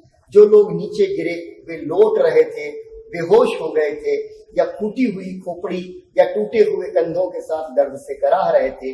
2-3 मिनट में जमीन घायलों से पट गई। उनके सफेद कपड़ों पर खून के बड़े धब्बे फैले हुए थे। बचे हुए लोग बिना अनुशासन को तोड़े चुपचाप और हठपूर्वक तब तक चलते रहे जब तक कि उन्हें भी मारकर गिरा नहीं दिया जाता। ये अहिंसक सत्याग्रह है। सरोजिनी नायडू हैं, इमाम साहब हैं, गांधी जी के एक बेटे भी इसमें शामिल हैं इस मूवमेंट के अंदर, और बिल्कुल इसी तरीके का पैनल है। पेशावर में एक बाजार है, किस्सा खानी बाजार, खान अब्दुल गफ्फार खान खड़े हैं, खुदाई खिदमतगारों के नेता। इनकी गिरफ्तारी हो जाती है, उसके विरोध में प्रदर्शन हो रहा है, और किस्सा खानी बाजार के अंदर ये जो प्रदर्शन है इसमें हिंदू, मुसलमान, सिख सब इकट्ठे होकर के खड़े हुए हैं और सामने से 3 बख्तरबंद गाड़ियां आती हैं, लोगों को कुचलती हुई चली जाती है और उसके बाद उन पर गोलियों की बौछार कर दी जाती है। चंद्र सिंह गढ़वाली ने गोली चलाने से मना कर दिया तो अंग्रेजों को बुलाया गया, उन्होंने गोलियां चलाई और लोगों ने बिना भागे, बिना घबराए, बिना डरे गोलियों का सामना किया। और ऐसा कहते थे कि जैसे आगे जब लाशें पट जाती थी तो आगे के लोग पीछे के लोग आगे चले आते थे। एक सिख नौजवान है, वो चीख कर कहता है कि मुझे गोलियां मारो और अपना सीना खोल के खड़ा हो जाता है। अंग्रेजों ने वही किया और उसके पोस्टमार्टम रिपोर्ट के हिसाब से उसको शरीर में 21 गोलियां लगी।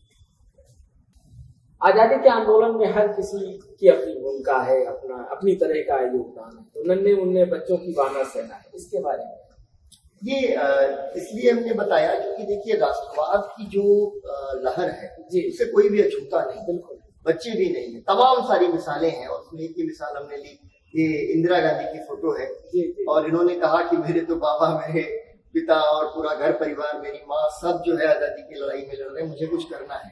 तो इन्होंने ये वानर सेना एक बनाई और इलाहाबाद में जब इसकी सभा हुई तो 1000 से ज्यादा बच्चे इकट्ठे हुए इस वानर सेना के अंदर कि हम भी आजादी की लड़ाई में अपना योगदान देना चाहते हैं। एक बार क्या हुआ कि बच्चे जा रहे हैं सड़क पर और तिरंगा झंडा लेकर पुलिस उनके झंडे छीन लेती थी, तो बच्चों ने ही अपनी माँ को जाकर बताया कि माँ ऐसा करो कि हमारे कपड़े तिरंगे सिल दो तो कपड़े थोड़ी उतार लेंगे। तो बच्चे तिरंगे कपड़े पहन के अंग्रेजों को मुंह चिढ़ाते हुए आगे बढ़ते। बहुत सारे ऐसे छोटे छोटे किस्से।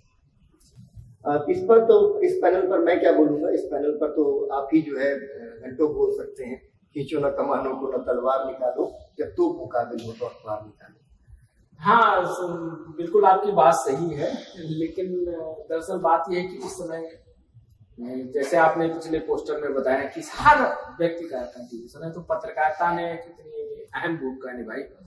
जो आपके गुरु हैं विपिन चंद्र ने, जो आज भारत का स्वतंत्रता संघर्ष है उसमें बाकायदा पत्रकारिता पर एक चैप्टर ही है कि किस तरीके से पत्रकारिता ने आजादी के आंदोलन में भूमिका निभाई। हम लोग इस आंदोलन को पैनल्स के माध्यम से देख रहे हैं और लोगों का कंट्रीब्यूशन देख रहे हैं, लेकिन आज की हम पत्रकारिता की भी भूमिका को देखते हैं तो दुख भी होता है और जब इन चीजों को देखते हैं तो गर्व का भी होता है। तो मैं विद्यार्थियों से, दर्शकों से भी कहूंगा कि 2 तरह की है पत्रकारिता, एक इतिहास में दर्ज होने वाली है और एक आज जो थोड़े तबके के द्वारा की जा रही है।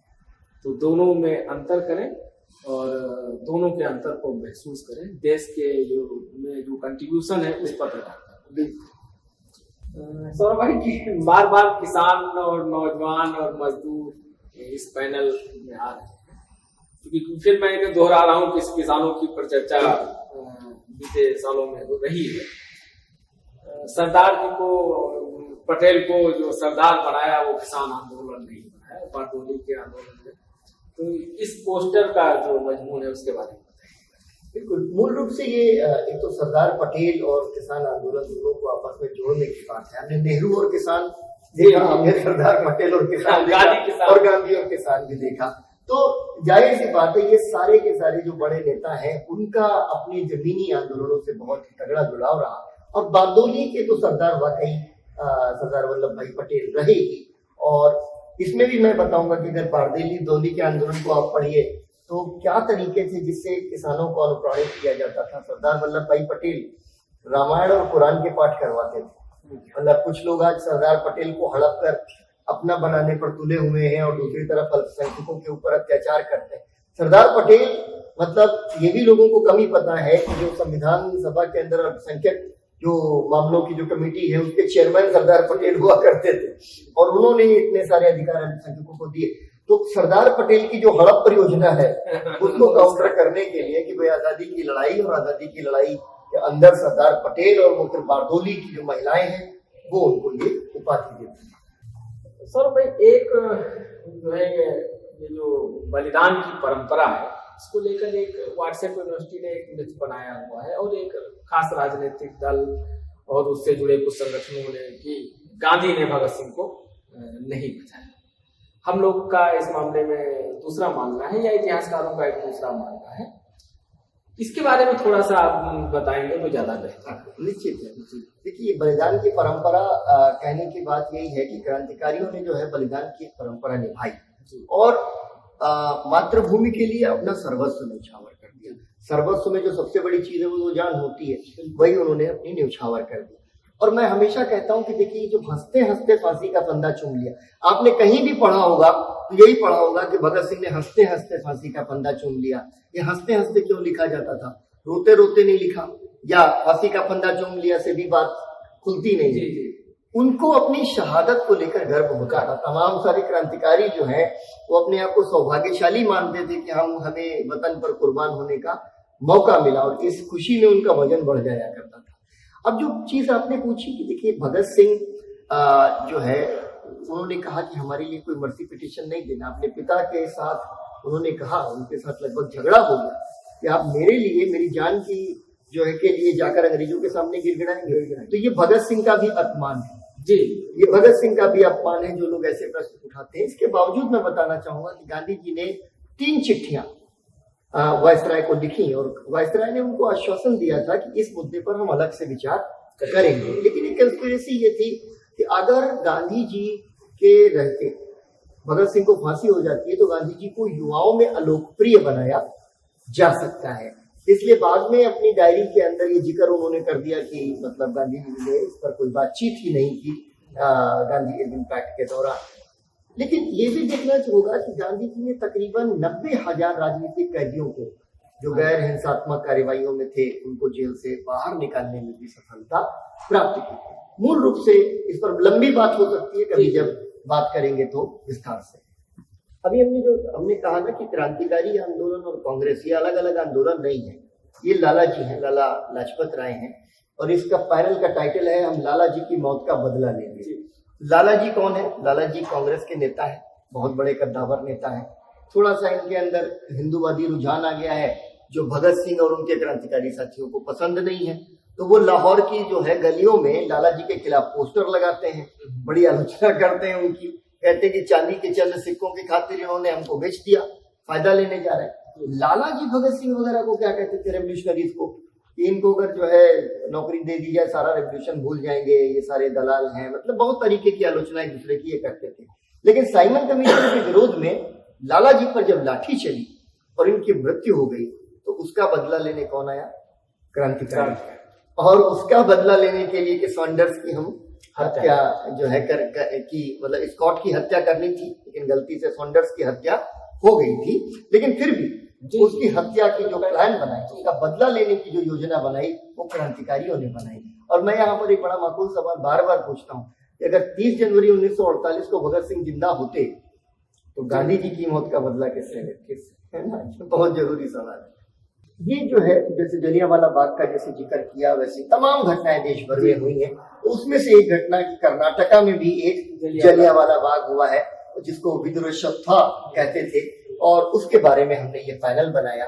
और फिर ये एक महत्वपूर्ण पैनल है, हाँ, कौन है भारत माँ? कौन है? ये बहुत महत्वपूर्ण सवाल है, बिल्कुल उस समय से लेकर और आज तक बना हुआ है। बिल्कुल बिल्कुल, मतलब कई बार अभी जो लोग बहुत ही अग्रेसिवली भारत माता की जय कहकर सबको देशद्रोही सिद्ध करना चाहते हैं, हाँ। उनके लिए यहाँ की जनता, यहाँ के लोग, ये हम सब जो है भारत के लोग नहीं है, ना ही हम सब जो है भारत माता की संतानें हैं। नेहरू जी इसको जो है हिंदुस्तान की कहानी के अंदर बहुत सुंदर तरीके से समझाते हैं कि कौन है भारत माता, और वो बताते हैं कि हम सब के भीतर मतलब भारत माता है। तो भारत माता की डेफिनेशन एक तरह से हमने इस पैनल में ली। फिर एक बहुत ही बड़ा मुद्दा उठाया, ये देश अगर आजाद हो जाता और हम अंदर से मजबूत नहीं होते, हमारे अंदर छुआछूत, हमारे अंदर जाति व्यवस्था बनी रहती, तो शायद जो है वो बहुत बड़ी आबादी के साथ अन्याय होता। तो जाति का जो उन्मूलन है जी, इसका विचार भी आया कि जाति को समाप्त हो जाना चाहिए।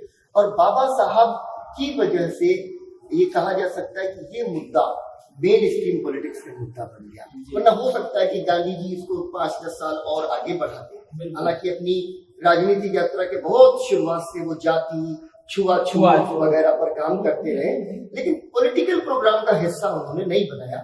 और पूना पैक्ट के बाद गांधी जी ने इसे बहुत गंभीरता से लिया, हरिजन यात्रा और तमाम और एनिलेशन ऑफ कास्ट, जाति का उन्मूलन नाम की बुकलेट लिखी। और मैं आपको बताऊं कि हरिजन में गांधी जी ने नवंबर 1935 में एक आर्टिकल लिखा जिसका टाइटल था कास्ट हैज टू गो, जाति को जाना होगा।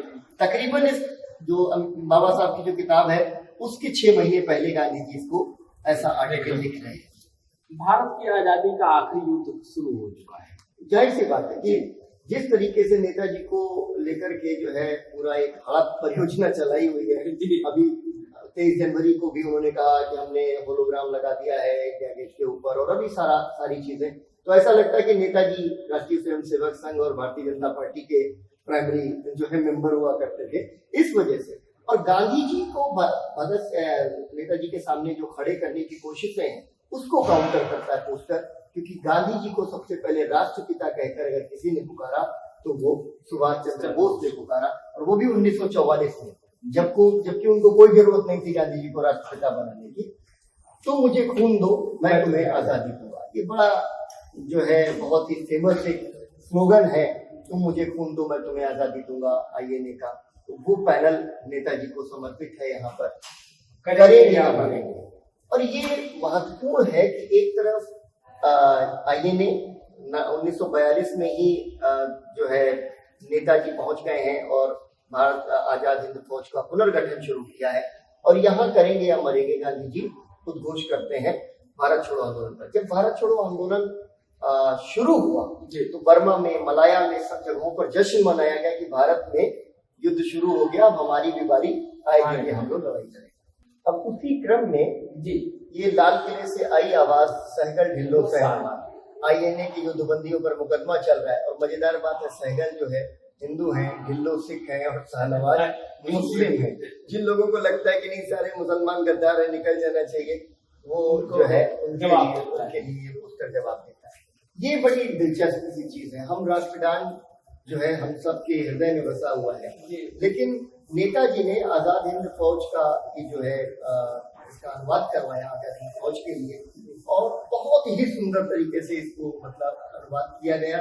और इसको फिर कैप्टन राम सिंह ठाकुर ने इसका कॉम्पोजिशन तैयार किया, और इसका अनुवाद किसने किया? हसन और मुमताज हुसैन। नेताजी हसन और मुमताज हुसैन को ये जिम्मेदारी दे रहे हैं कि आप ये इसका अनुवाद करें, इसको जरूर हमें गाना चाहिए।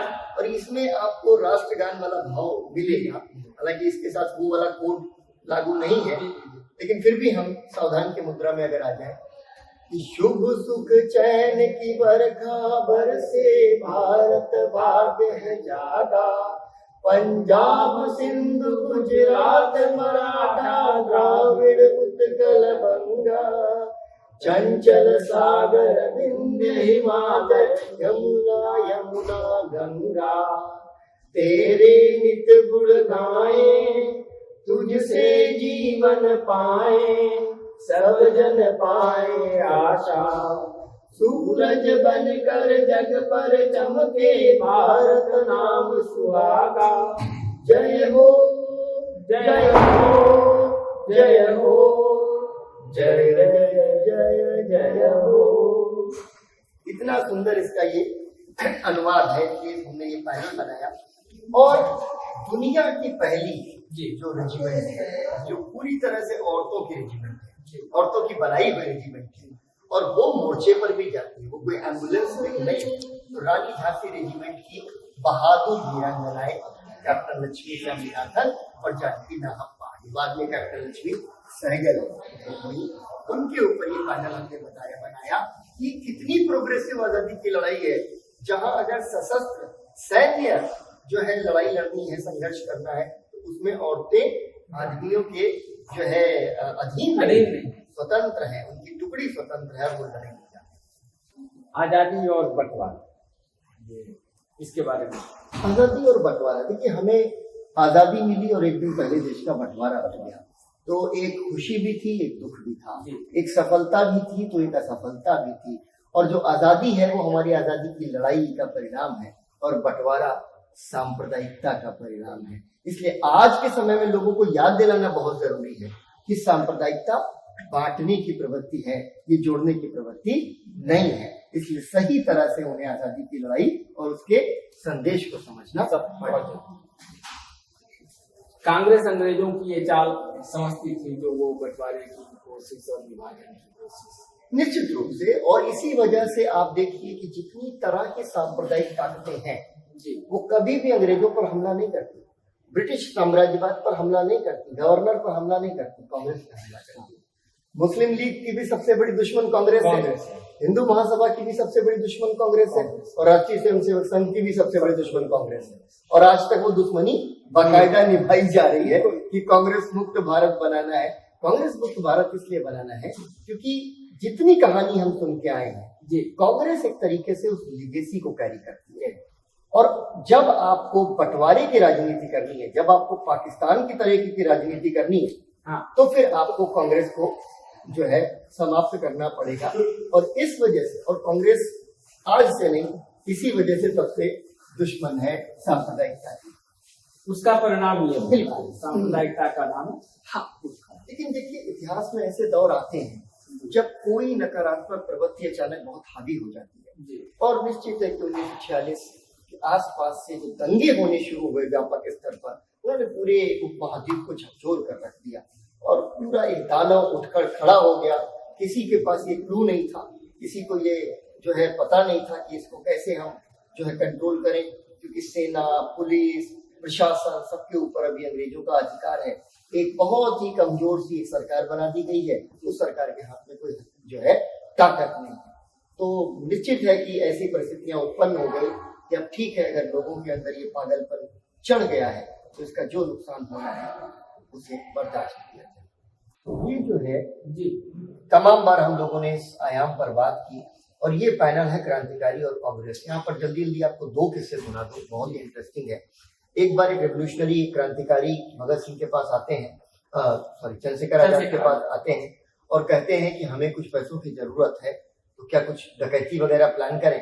तो चूंकि काकोरी के बाद में चंद्रशेखर आजाद को यह सबक मिल गया था कि डकैती वगैरह डालना सही तरीका नहीं है, वो उससे कहते हैं आसानी से जितना चंदा हो जाए इकट्ठा कर लो, बाकी की जरूरत कांग्रेस पूरा कर देगी। ये चंद्रशेखर आजाद के शब्द है।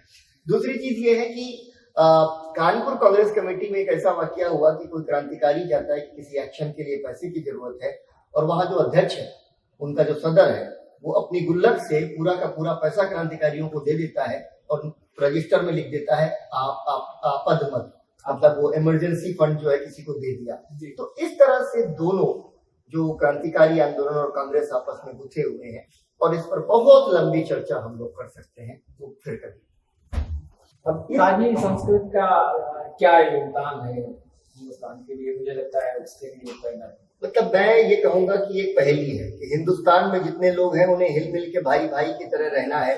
अगर कोई किसी को इतना सा ये वाक्यांश दिखा के पूछा जाए कि किसने कहा होगा, तो लोग कहेंगे गांधी ने कहा होगा, नेहरू ने कहा होगा, अलग अलग अलग। लेकिन ये सरदार पटेल का कोटेशन है, लंबा सा कोटेशन है, और यहाँ भाई भाई की तरह रहने में वो हिंदू और मुसलमानों को कह रहे हैं कि वो एक देश के हिस्से हैं। और ये 1947 के पहले नहीं, 1949 की ये मुंबई का एक प्रसिद्ध भाषण है। हाँ, तो ये आजादी की लड़ाई का एक आप चीज का विधान देखिए कितना बड़ा है, कितना विस्तृत है, कि औरतों के लिबरेशन की भी बात करती है, किसानों के, मजदूरों के मुद्दों की भी बात करती है। इसके अंदर जो है भारत का जो अंतिम जन है, इसकी बात गांधी जी करते हैं, उसके भी उत्थान की बात इसके अंदर निहित है। तो राष्ट्रवाद की ये संकल्पना बड़ी इमेंसिपेटरी है, मतलब सबको मुक्त करने वाली संकल्पना है, किसी को बंधक बनाने वाली संकल्पना नहीं है। और ये मैंने ये पैनल हम लोगों ने इसलिए बनाया, कांग्रेस अधिवेशन का एक विहंगम दृश्य, कि ये देखे लोग कि अधिवेशन होते कैसे थे। और कांग्रेस दरअसल एक तरीके से आम जनता की प्रतिनिधि किस तरह से 1938 में कांग्रेस में उसका अधिवेशन हरिपुरा में होता है, और वहां पर विठल नगर का निर्माण किया गया है, और 400 एकड़ जमीन बगैर किराए कांग्रेस को किसानों ने अपनी दी, इसमें से 193 एकड़ जो है जमीन मुसलमानों ने भी दी थी कि हमारी भी जमीन आपके अधिवेशन के लिए होनी चाहिए। भारी भीड़ उमड़ी है। रेलवे स्टेशन के पास जो मुसाफिर खाना था, उसको माल गोदाम था, उसको मुसाफिर खाना बनाना पड़ेगा, इतनी भीड़ है, कहाँ उसको रोकेंगे। और सारी जो सड़कें विठल नगर तक आती थी, उस विठल नगर तक आने वाली सारी सड़कों की मरम्मत कांग्रेस के वॉलंटियर्स ने की। एक जगह पर एक नदी पर पुल बनाना था, पुल नहीं था मजबूत, तो पुल भी कांग्रेस के वॉलंटियर्स ने अपने आप से बनाया। वहां पर जो है बिजली का भी इंतजाम किया गया, पानी के लिए अलग इंतजाम किए गए। 10 तो बाजार थे पूरे विट्ठल नगर के अंदर, 10 के करीब बाजार बनाए गए। अस्थायी बाजार के अधिवेशन में जो लोग आएंगे वो खरीद फरोख्त कहाँ से करेंगे? आप सोच सकते हैं कि इतना बड़ा अधिवेशन, लोगों का इतना बड़ा हुजूम और शहरों की तरह प्रबंध। कांग्रेस ने इस अधिवेशन में खान पान की व्यवस्था के लिए 500 गायें खरीदी, क्योंकि दूध भी चाहिए था और घी भी चाहिए था। तो फिर 500 गायें भी खरीदी गई। हर जगह भोजनालय लगे हुए, 16 भोजनालय थे जी उसमें, और एक भोजनालय में एक समय में 500 लोग बैठ के एक साथ खाना खा सकते थे। 10,000 लोगों के रुकने की व्यवस्था अस्थायी रूप से अधिवेशन के अंदर की गई। ये बहुत विहंगम दृश्य है। और यहाँ एक बार फिर से एक बार स्वयंसेवक सेनाएं की कांग्रेस सिर्फ चुनाव लड़ने के लिए नहीं है, कांग्रेस की भूमिका उससे कहीं ज्यादा बड़ी और व्यापक रही है। सेवा संगठन का बहुत व्यापक रहा है। और मुझे लगता है कि पिछले 50 सालों में, 40-50 सालों में इस भाव का कहीं ना कहीं क्षय हो गया। हम बहुत से लोग उसको चुनाव के जो है आधार पर उसकी व्याख्या कर सकते हैं, लेकिन मेरे लिए ये जो इरोजन है, जो उसका क्षरण है, वो कांग्रेस की स्वयंसेवक सेनाओं का क्षरण है। इनकी जब तक हम पुनर्स्थापना नहीं करते तब तक वो डोमिनेंस, वो हेजेमनी शायद वापस नहीं आएगी। सौरभ भाई, जो तटस्थ हैं समय लिखेगा उनके भी अपराध, बड़ी चर्चित कविता है दिनकर जी। ये उस समय के संदर्भ में तो है ही है, बड़ी महत्वपूर्ण जो मौजूदा परिस्थितियां हैं, मुझे लगता है उस आज के समय के लिए भी बड़ी महत्वपूर्ण है। तो उस समय का संदर्भ क्या है? ये इकलौती ऐसी कविता है जो आजादी के बाद लिखी गई और हमने अपने इस पैनल में इसको शामिल किया है जी, इसी मैसेज की वजह से कि जो तटस्थ है समय लिखेगा उनके भी अपराध। लेकिन हमने इस कविता को इसलिए भी शामिल किया कि दिनकर को भी हाँकने की कोशिश है।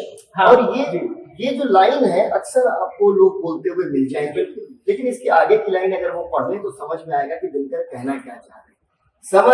समर शेष है अभी मनुज भक्षी हुंकार रहे हैं, गांधी का पी रुधिर जवाहर पर फुंकार रहे हैं। समर शेष है अहंकार इनका हरना बाकी है, वृक्ष को दंतहीन अहि को निर्विष करना बाकी है। समर शेष है शपथ धर्म की लाना है वह काल, विचरे अभय देश में गांधी और जवाहरलाल। तिमिर पुत्र ये दस्यु कहीं कोई दुष्कांड रचेना, सावधान हो खड़ी देश भर में गांधी की सेना। बलि देकर भी बलि स्नेह का मधु व्रत धारो साधो रे, मंदिर और मस्जिद दोनों पर एक तार बांधो रे। समर शेष है नहीं पाप का भागी केवल व्याध, जो तटस्थ है समय लिखेगा उनके भी अपराध। ये कविता है। ये जानिसार अख्तर की भी कविता हमने इसलिए ली कि जानिसार अख्तर ने आजादी की लड़ाई के दौरान जो गीत लिखे गए उसको कंपाइल किया, बहुत ही खूबसूरत उसका कंपाइलेशन है। और ये जो आज का स्लोगन है आवाज दो हमें, ये स्लोगन यहीं से निकल के इस कविता से आया है। और कितना खूबसूरत इसका मैसेज है। एक है अपना जहां, एक है अपना वतन, अपने सभी सुख एक हैं, अपने सभी गम एक हैं, आवाज दो हमें। बड़ी खूबसूरत ये कविता है। इस पूरे आंदोलन का मुझे लगता है कि शायद ही कोई आंदोलन हो जिसमें ये पंक्ति ये नारा न लगाया जाता। राष्ट्रभक्त और राष्ट्रद्रोही दो शब्द बीते सालों में बहुत चर्चा में है और बराबर बने हैं। तो राष्ट्रभक्त होने की कसौटी क्या है, इसके बारे में?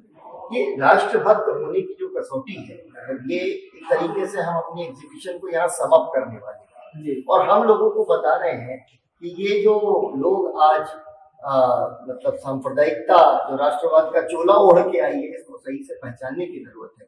राष्ट्रभक्त होने की कसौटी, मैं इसको ऐसे ही पढ़ देता हूँ इसमें। सांप्रदायिकता आपस में लड़ाने वाला विचार है या धर्म की राजनीतिक दुकानदारी है। धर्म हमारा निजी मामला है। हम हिंदू, मुस्लिम, सिख, ईसाई, बौद्ध या जैन हो सकते हैं, लेकिन हम सबसे पहले भारतीय हैं। यह पवित्र विचार ही हमारे राष्ट्र को जोड़ता है। लेकिन सांप्रदायिकता हमारे धर्म को ही राष्ट्र बनाती है।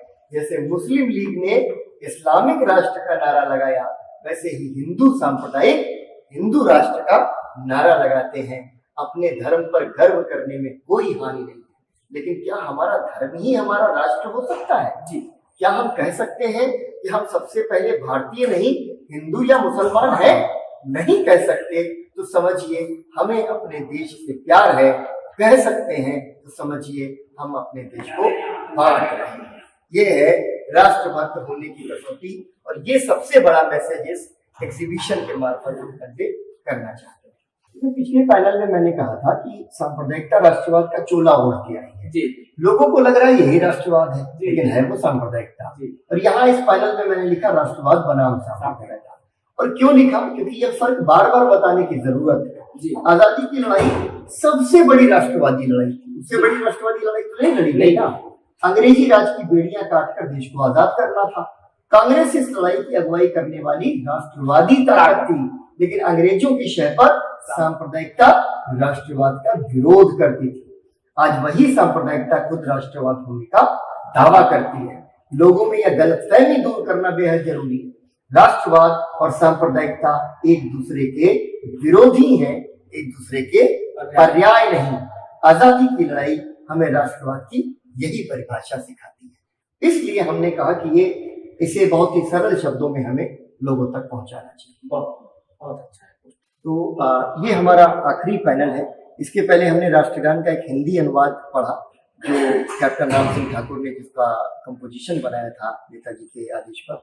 और अब हम ये वंदे मातरम गा रहे हैं। और फाइनली इस एग्जीबिशन के लिए मेरी आपसे जरूर रिक्वेस्ट रहेगी, ये पूरी जो टीम है इनके साथ में हम लोग राष्ट्रगान के साथ ये एग्जीबिशन खत्म करें। तो सबसे पहले मैं इसको पढ़ता हूँ, क्योंकि ये ऐसी चीज है जो आजादी की लड़ाई का एक तरह से स्लोगन थी, या उसका जिसे कहेंगे सिग्नेचर सॉन्ग थी। जी, वंदे मातरम सुजलाम सुफलाम मलयज शीतलाम शस्य श्यामलाम मातरम वंदे मातरम शुभ्रजोत्सना पुलकित यामिनी फुल्लकुसुमित द्रुमदल शोभिनी सुहासिनी सुमधुर भाषिणी सुखदां वरदां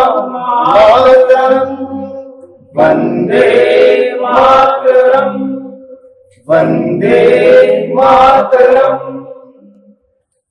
और भाई ये जो भारत गाथा आपके जरिए हम सभी लोगों ने देखी, और तो उसके लिए आपका बहुत शुक्रिया। हमारे और आपके जो संगठन है राष्ट्रीय आंदोलन फ्रंट का शुक्रिया, राजीव गांधी फाउंडेशन का शुक्रिया। लेकिन मैं इसको समअप करने से पहले मैं जरूर चाहता हूं कि इस पूरी भारत गाथा को तैयार करने में जिन लोगों का योगदान रहा है, आपका तो रहा ही है, लेकिन जिन लोगों का आपकी टीम का योगदान है उनका भी जिक्र कर देंगे तो मुझे लगता है। जी, सबसे पहले तो मैं विजय महाजन जी का इसमें नाम लेना चाहूँगा। जब ये आइडिया उनके साथ शेयर किया तो हमने उनके उत्साहवर्धन से ये काम आगे बढ़ सका। वो राजीव गांधी फाउंडेशन के सीईओ हैं जी। और इसके बाद फिर राष्ट्रीय आंदोलन फ्रंट की ओर से कार्तिकेय मिश्रा, आकाश जैन, रुपेश कुमार जैसे साथियों ने इसके जो है ड्राफ्ट्स पे बहुत ज्यादा काम किया। इसका इंग्लिश ट्रांसलेशन प्राजल्या प्रसाद ने तैयार किया, और इसके अलावा इस एग्जीबिशन को क्यूरेट करने की जिम्मेदारी वसुंधरा पर थी। वसुंधरा ने इसमें बड़ी मेहनत की, और हमारे साथ अंकुश गुप्ता जो है वो दिन रात इस पूरे प्रोसेस से, अगर मैं कहूँ कि वो कौन हमारे साथ लगातार एंगेज रहा, तो अंकुश गुप्ता हमारे साथ एंगेज रहे। तो एक तरीके का कलेक्टिव एफर्ट है, जैसे हर काम में होता है। तो जितने लोग पर्दे के आगे हैं उससे बहुत ज्यादा तादाद में लोग पर्दे के पीछे। और ये भारत गाथा जिन लोगों के जरिए आप सभी तक पहुंचेगी, वो कैमरामैन हैं, कैमरे के साथी हैं, तो उसमें युवा पत्रकार निहारिका है, शिवानी है और आदित्य हैं। इन लोगों ने कैमरा पे काम किया है, तो इनका भी बहुत शुक्रिया। ये युवा पत्रकार हैं, तो मुझे लगता है इस प्रदर्शनी से इन्होंने बहुत कुछ सीखने को मिलेगा। सभी का शुक्रिया।